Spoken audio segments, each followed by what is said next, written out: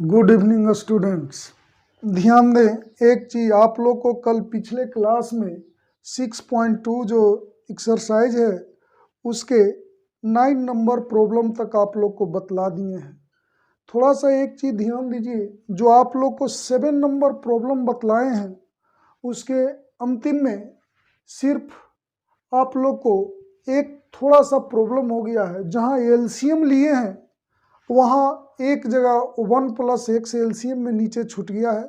वो जो कैलकुलेट किए हैं उसके नीचे सिर्फ 1/x जो एलसीएम में जहाँ छूटा है उसे डाल दें तो उससे फिर कोई दिक्कत नहीं रहेगा। उसके बाद वो प्रॉब्लम ठीक हो जाएगा, उसे थोड़ा सुधार लीजिएगा।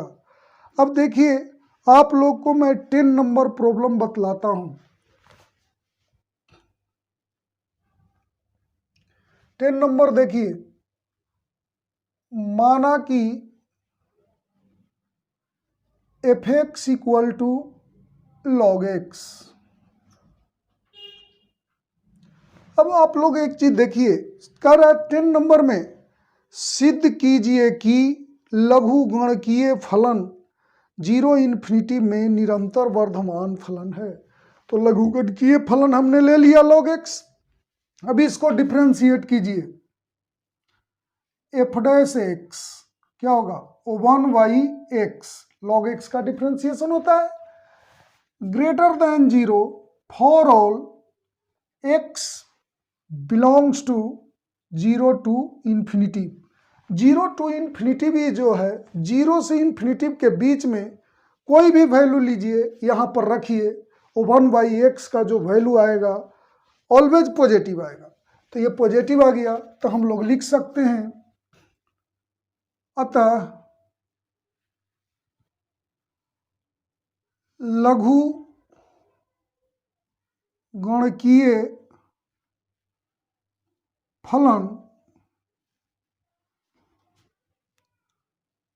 अंतराल 0 ∞ में निरंतर वर्धमान फलन होता है। ये प्रूव्ड हो गया। आप लोग जानते हैं कि f' जिस इंटरवल में 0 से बड़ा हो जाए वो निरंतर वर्धमान होता है। तो आप लोगों ने 10 नंबर देखा। अब आप लोग को 11 नंबर में बतलाता हूँ। कह रहा है सिद्ध कीजिए कि -1 में f(x) x² - x + 1 से प्रदत्त फलन न तो वर्धमान है और न ही ह्रासमान है। ध्यान दीजिएगा 11 नंबर।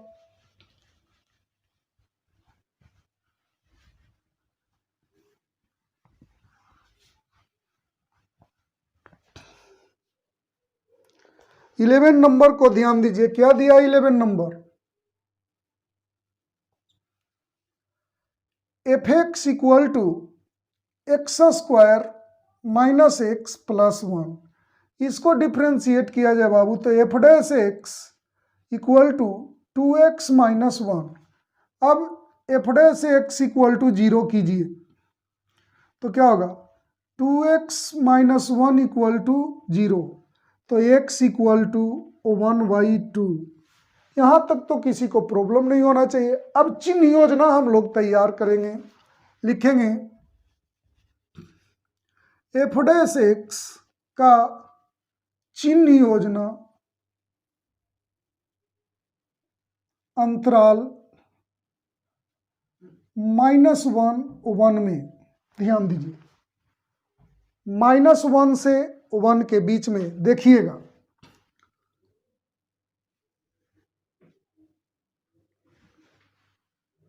यहाँ पर दे देते हैं -1, यहाँ दे दिए 1। तो ये दोनों पर जो छिद्र छोड़े हैं, होल छोड़ा हुआ है, उस पर ध्यान दीजिए। यहाँ ओपन इंटरवल है, -1 से 1 के बीच में कह रहा है, मतलब इस इंटरवल में -1 इंक्लूड नहीं है और 1 भी इंक्लूड नहीं है। तो यहाँ पर छिद्रयुक्त छोड़ा गया है। अब देखिए x = 1/2 आया है, तो 1/2 यहाँ रख देते हैं। अब देखिए -1 और 1/2 के बीच में एक कोई वैल्यू ले लीजिए, 0 ले लेते हैं और इसमें रखिए तो 2 × 0 - 1 तो 0 हो गया, -1 बच जाएगा। तो इधर आ गया क्या, निगेटिव। इधर क्या आ जाएगा, 1/2 से बड़ा और 1 के बीच में कुछ भी लीजिए। जैसे मान लीजिए कि 1/2 का मतलब क्या होता है, 0.5, आप ले लीजिए 0.7, यहाँ 0.7 लीजिएगा तो 1.4 हो जाएगा, और 1.4 में से 1 को सब्ट्रैक्ट कीजिएगा तो 0.4 प्लस में आ जाएगा। तो यहाँ हो गया क्या है, पॉजिटिव। तो यहाँ देखिए, ध्यान से समझिएगा,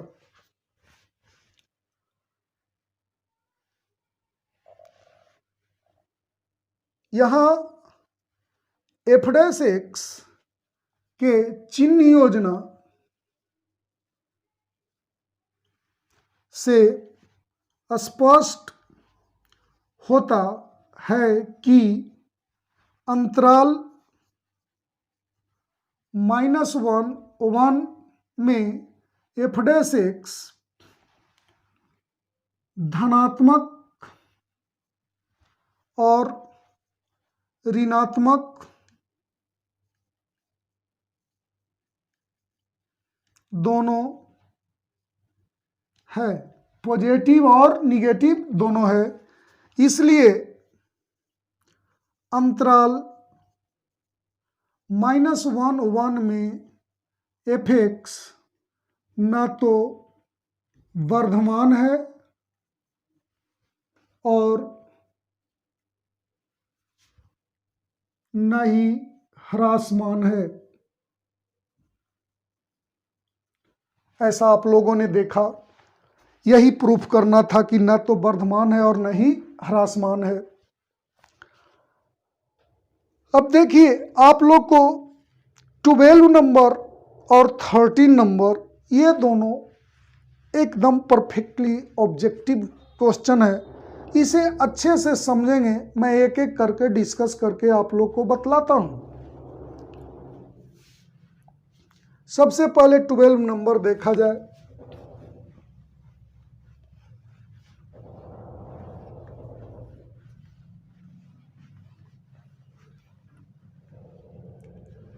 ट्वेल्व नंबर में कह क्या रहा है बाबू, कह रहा है कि निम्नलिखित में कौन से फलन 0 और π/2 में निरंतर ह्रासमान है।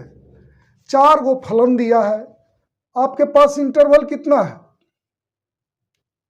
इंटरवल दिया 0 π/2, मतलब ये इंटरवल है, मतलब x का वैल्यू 0 से π/2 के बीच में है।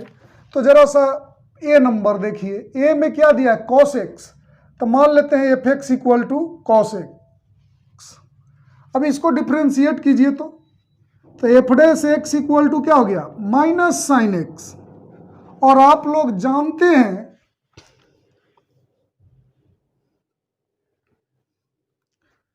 आप लोग ये जानते हैं कि 0 और π/2 में x कुछ भी हो तो sin x क्या होता है, 0 और π/2 के बीच में, मतलब इंटरवल ऐसा दिया हुआ है बाबू 0 to π/2, मतलब इसका मतलब ये हुआ 0 से बड़ा है x और π/2 से छोटा है, यानी फर्स्ट क्वाड्रेंट में है।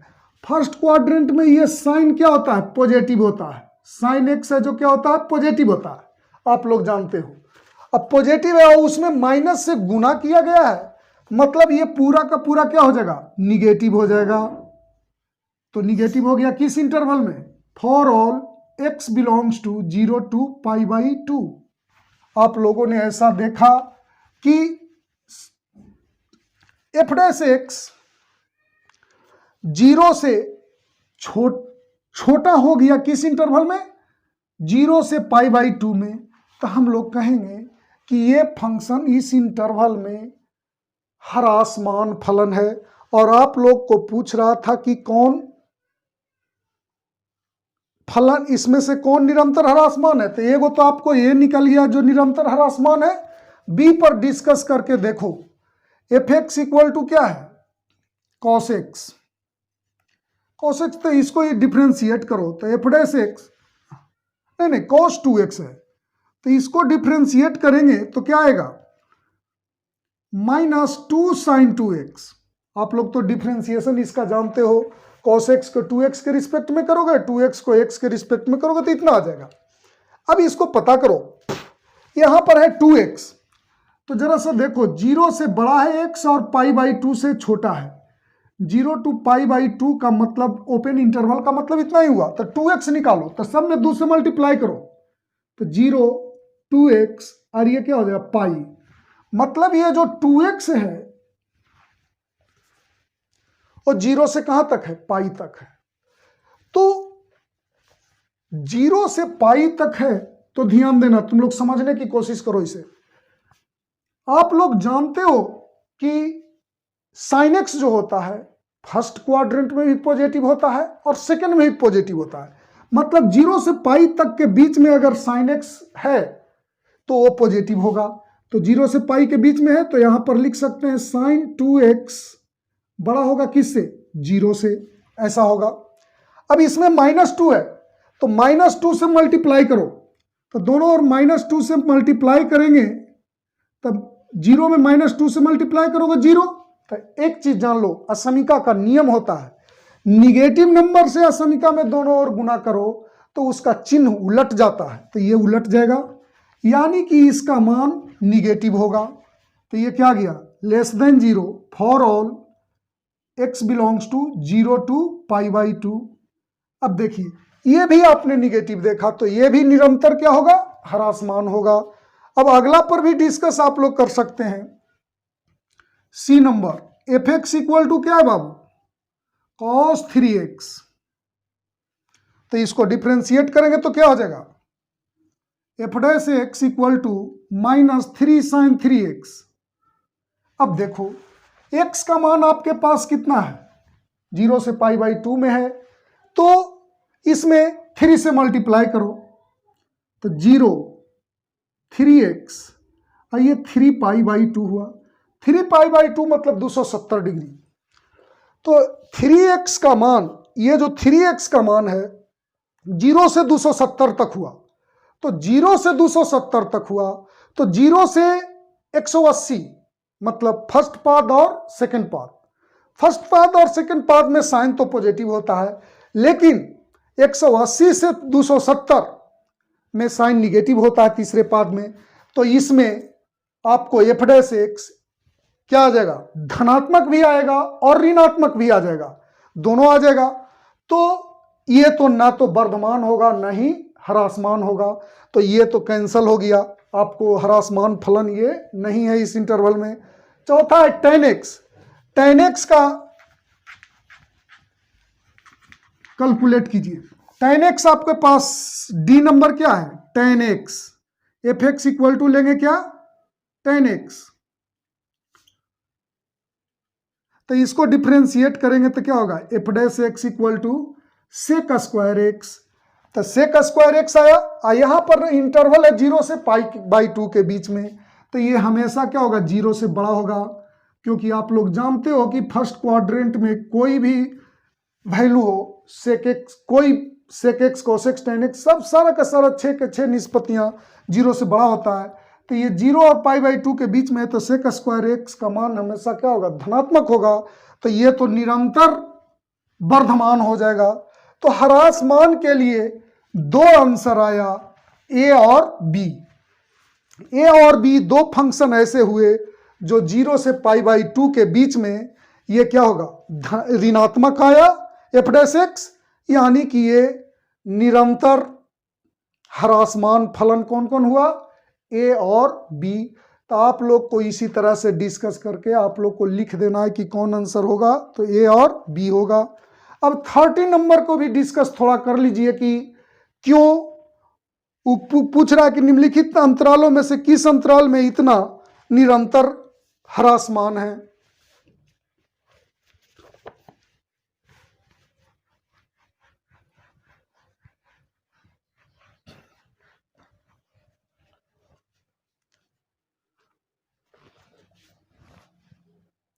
थर्टी नंबर देखिए, f(x) इक्वल टू क्या है बाबू, x to the power 100 plus sin x -1। इसको डिफ्रेंशिएट करो,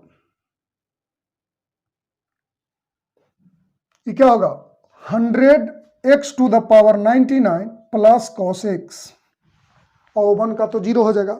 अब आप लोग एक एक पर डिस्कस करो। पहला इंटरवल दिया है बाबू, ये दिया है आपके पास 0 to 1, मतलब x का मान 0 और 1 के बीच में है। तो x का मान 0 और 1 के बीच में कुछ भी रख दो, 1/2 रख दो, तो 1/2 के पावर 99, कुछ ना कुछ आएगा, जो भी आएगा वो पॉजिटिव आएगा। आई 0 और 1 के बीच में कुछ भी ये एंगल रखो, तो एंगल रखा जाता है 0 से 1 के बीच में तो वो आपको रेडियन में होता है। तो कुछ भी रखेंगे 0 और 1 के बीच में तो ये धनात्मक आएगा, ये भी धनात्मक, ये भी धनात्मक, यानी f' इस इंटरवल में क्या होगा, धनात्मक होगा। और हम लोग को कह रहा है धनात्मक जैसे ही होगा तो इस इंटरवल में ये फंक्शन वर्धमान फलन कहलाएगा। लेकिन पूछ क्या रहा है कि किसमें ह्रासमान है, तो पहला तो कैंसिल हो गया क्योंकि इसमें क्या आ गया, 0 से बड़ा आ गया। For all x belongs to 0 to 1, मतलब 0 to 1 के लिए पहला में क्या आ गया, आपको पॉजिटिव आ गया, तो निरंतर क्या होगा, वर्धमान होगा। लेकिन हमें पूछ रहा है क्या, निरंतर ह्रासमान पूछ रहा है, तो पहला तो रिजेक्ट कीजिए, पहला तो में तो वर्धमान हुआ।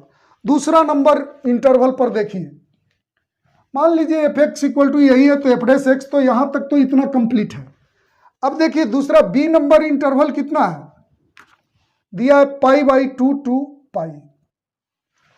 π/2, ध्यान से इसे थोड़ा एक्सप्लेन करेंगे उस समझना। π/2 का मतलब 22/7, 22/7/2 तो 14 हो जाएगा, 22 इसका क्या होगा 22/7। अब इसको काटो बाबू, तो ये हो गया 11, ये हो गया 7। तो 11/7 निश्चित है कि 1 से बड़ा है, ये 1 से बड़ा है, ये 3.14 है लगभग।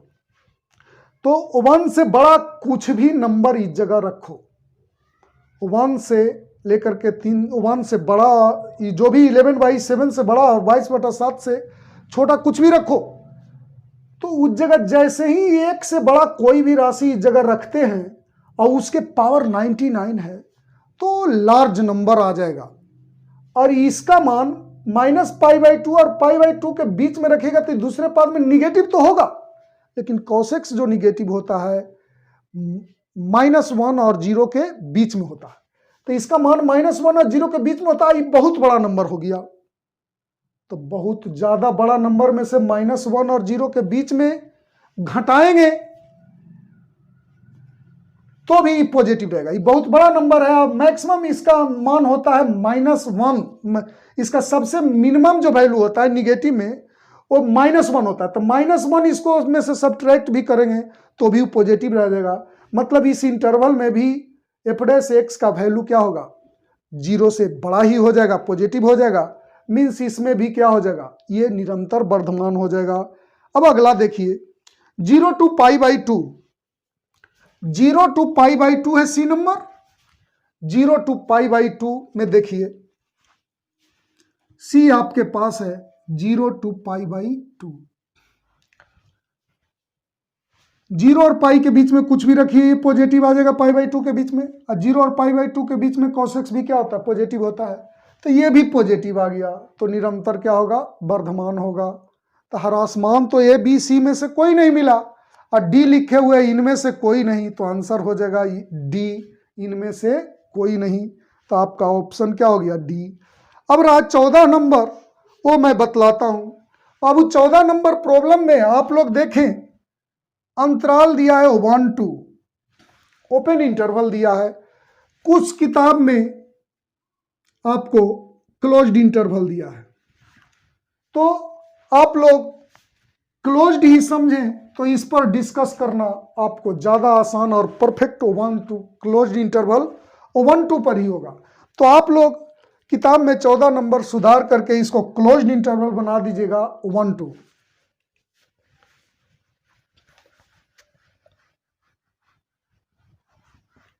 अब देखिए 14 नंबर आप लोग को बतलाते हैं, ध्यान दीजिएगा, बहुत अच्छे से इसे समझेंगे। f(x) इक्वल टू क्या दिया है, x² प्लस ax प्लस 1। इसको डिफ्रेंशिएट किया जाए तो f' equal to 2x plus a। अब देखिए आपको दिया है ये कि चूंकि अंतराल 1-2 में f(x) निरंतर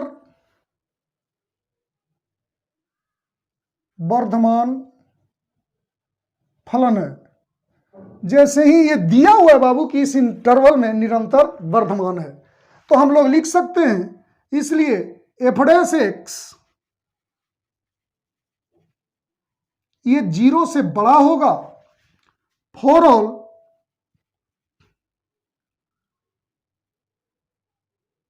x बिलोंग्स टू 1 to 2।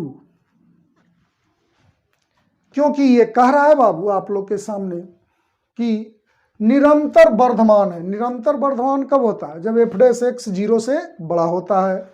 अब ध्यान दीजिए, चूंकि x का वैल्यू कहां से कहां तक है? -1 to 2 है, तो -1 से बड़ा बराबर x और किससे छोटा बराबर है? 2 तक। अब इसे हम लोग ध्यान से सुनिएगा, इसे हम लोग इसके जैसा बनाने की कोशिश करेंगे, 2x + a के जैसा। तो यहां पर क्या है? 2, तो सभी में 2 से मल्टीप्लाई करो, तो 2x, ये क्या हो जाएगा? 4। सभी में a ऐड करो, तो 2 + a, 2x + a, 4 + a। अब देखिए f(x) इक्वल टू इतना इक्वल टू क्या है? f(x) है तो इतना की जगह पर f(x) लिखेंगे, तो 2 + a बड़ा बराबर है f(a) बड़ा बराबर है किससे? 2 + a से। छोटा बराबर किससे? 4 + a से। अब देखिए f(x) है बाबू।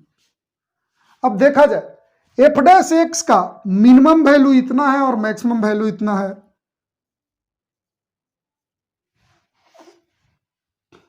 यहां f(x) का न्यूनतम मान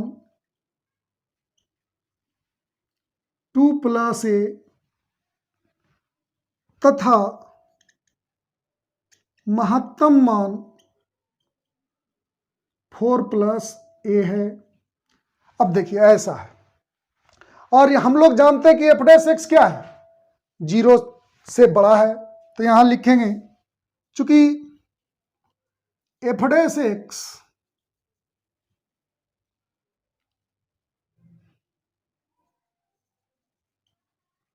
बड़ा है 0 से, for all x belongs to 1 to 2।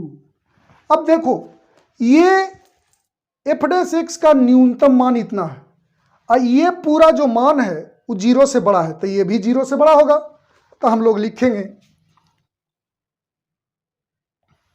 और एक चीज जाना जाए बाबू, जैसे ये बहुपद फलन है, बहुपद फलन आप लोग को एक बात बतलाए थे कि बहुपद फलन क्या होता है? समतत फलन होता है। बहुपद फलन क्या होता है? समतत फलन होता है। तो f(x) क्या होगा? 2x + a हुआ। अभी बहुपद फलन सभी मानों के लिए समतत होता है, तो यहां पर देखिए, यहां पर अगर इक्वल टू भी रहेगा तो भी वो क्या हो जाएगा? आपको निरंतर वर्धमान ही रहेगा, क्योंकि किसी एक बिंदु पर x 1 और 2 पर जब समतत हो जाए तो वो क्लोज्ड इंटरवल में भी क्या होता है? वर्धमान ही होता है। तब देखिए यहां पर इतना आ गया, ये 0 से बड़ा, तो ये भी 0 से बड़ा होगा, तो लिखेंगे इसलिए 2 + a न्यूनतम मान इतना है तो इससे ही बड़ा होगा तथा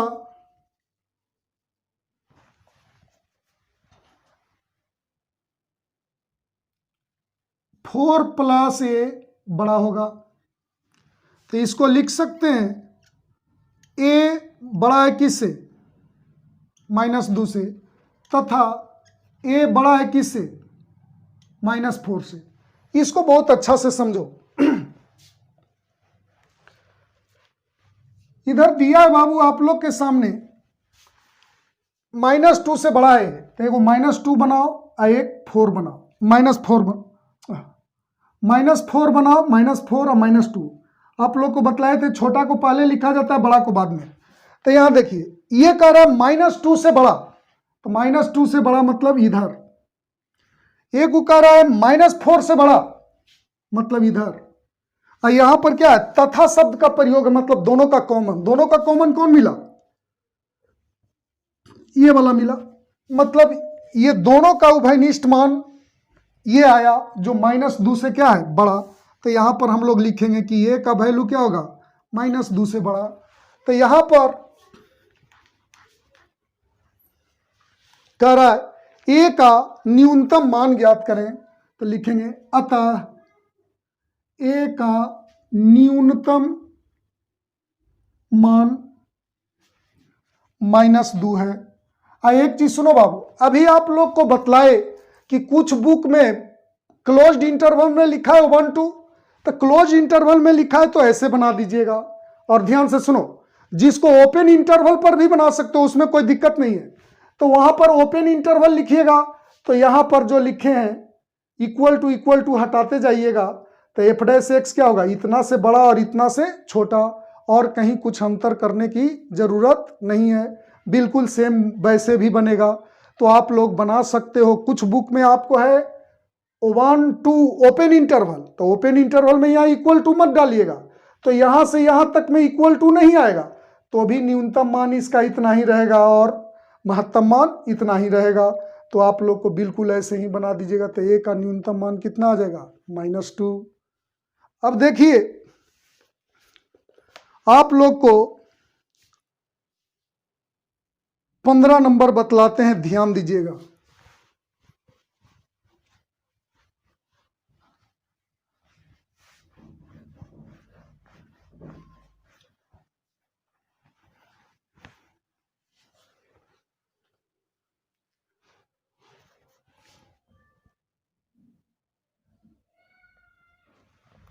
पंद्रह नंबर में कह रहा है,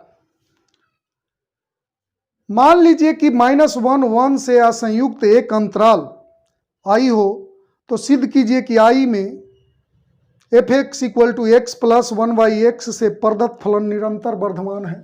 तो देखिए f(x = x + 1/x), इसको डिफ्रेंशिएट कीजिए। f' क्या होगा, x का डिफ्रेंशिएशन 1 और 1/x के होता है -1/x²। यहां कर दीजिए जहां x ≠ 0, 0 रहेगा तो यह परिभाषित नहीं होगा, तो इसको एलसीएम लीजिए, तो x² -1। अब देखिए, अब हम लोग लेके चलेंगे f'(x = 0), तो क्या होगा, x² - 1/x² = 0, तो x² - 1 = 0, तो x² = 1, तो x = +-1 स्क्वायर रूट मारेंगे तो आएगा, यानी दो वैल्यू आया, x = 1 और एक आया x = -1।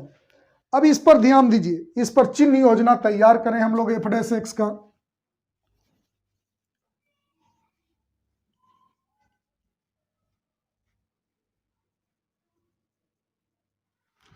अब देखिएगा ध्यान से,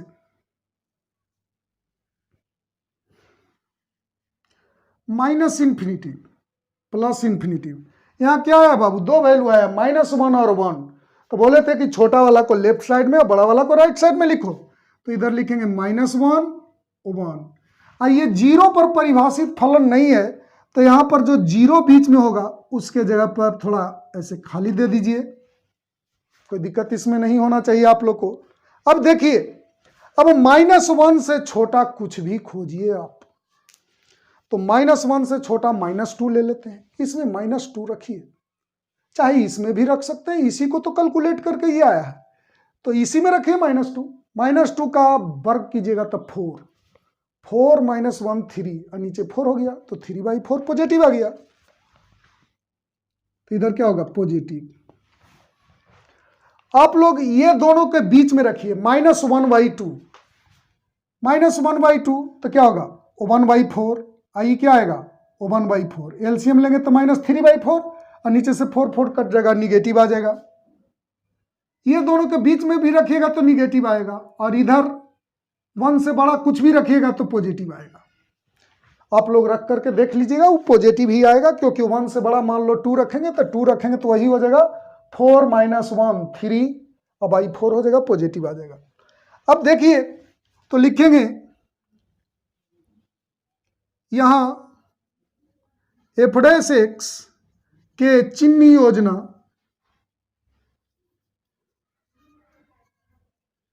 से स्पष्ट होता है कि अंतराल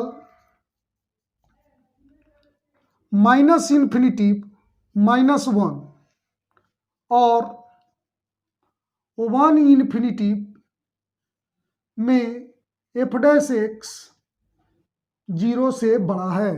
इसमें और इसमें 0 से बड़ा है, इसलिए अंतराल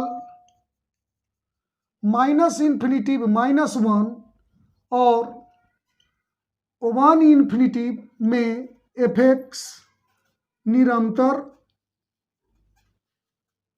वर्धमान फलन है। अब ध्यान दीजिएगा बाबू, चूंकि x =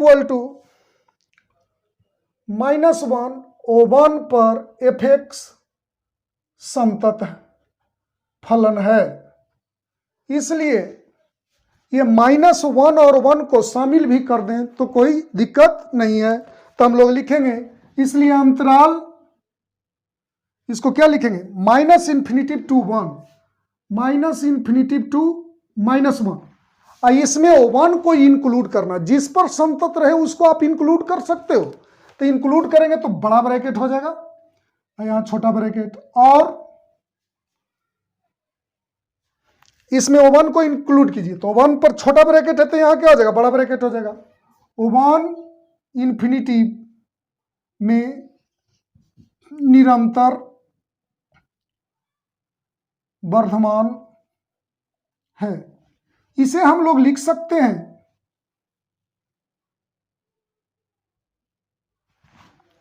ये दोनों को एक साइड लिखेंगे तो लिखेंगे क्या, अतः अंतराल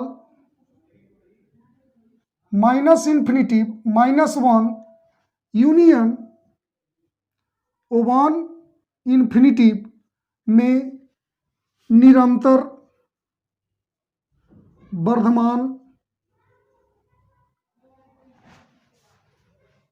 अंतराल इतना में f(x) कर दीजिए निरंतर वर्धमान है, अंतराल इतना में f(x) निरंतर वर्धमान है, ये हो गया। अब देखा जाए I क्या दिया है, I दिया है जिस पर देखिए, चूंकि -1 और 1 से असंयुक्त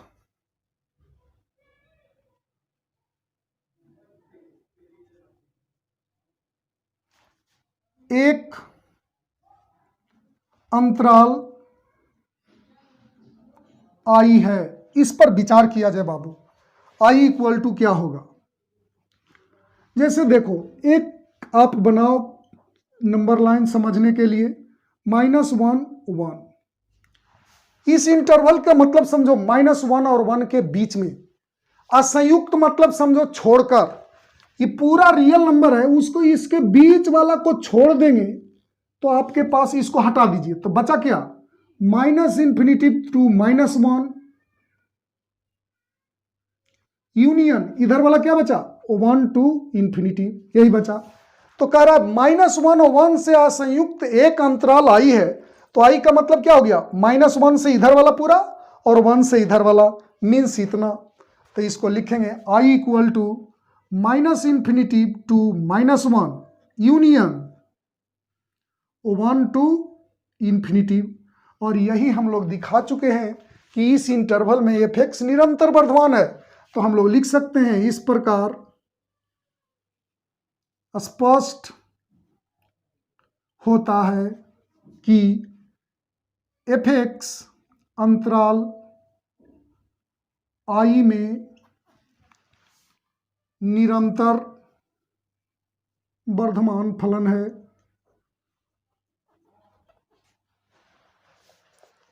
अब देखिए बाबू, आप लोग को आगे का प्रॉब्लम अगले क्लास में बतलाएंगे।